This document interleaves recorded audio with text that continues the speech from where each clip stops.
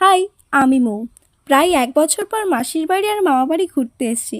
আমার মাসির বাড়ি থেকে মামাবাড়ি খুব বেশি দূর না। জায়গাটা দেখো কি অপূর্ব। মাসির বাড়ি যাওয়ার সাথে সাথেই আমার দাদা একটা গেঞ্জি দিয়ে বলল কিছু একটা এঁকে দিতেই হবে। আর আমিও আঁকতে বসে পড়েছি। আমি বাড়ি থেকে রং তুলি কিছুই আনিনি, মাসিই সব জোগাড় করে দিল। মাসির আবার আবদারের শেষ নেই। এই গেঞ্জিটাতে আঁকা কমপ্লিট হলে তার ঘরে আবার আলপনা দিতে হবে। এতদিন পর এসছি, সবার আবদার তো রাখতেই হবে। জানো তো, মাসির বাড়ির এই জায়গাটা না খুব সুন্দর, সবুজ প্রকৃতিতে যেন ঘিরে রেখেছে। এইবার অত সময় ছিল না, তাই তোমাদেরকে দেখাতে পারলাম না। সামনের বার যখন আসবো তোমাদের জন্য একটা ভ্লগ বানাবো।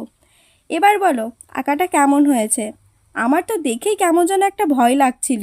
কেউ ফ্রিতে দিলেও এই গেঞ্জিটা আমি পরতাম না। আমার খুব ভূতের ভয়। আর এদিকে আমার দাদা দেখো এখনই পরে নিয়েছে। ও নাকি আবার এটা পরে ঘুরতেও যাবে। আজকের মতো এত অবধি, দেখা হচ্ছে অন্য কোনো একটা ভিডিওতে। টাটা।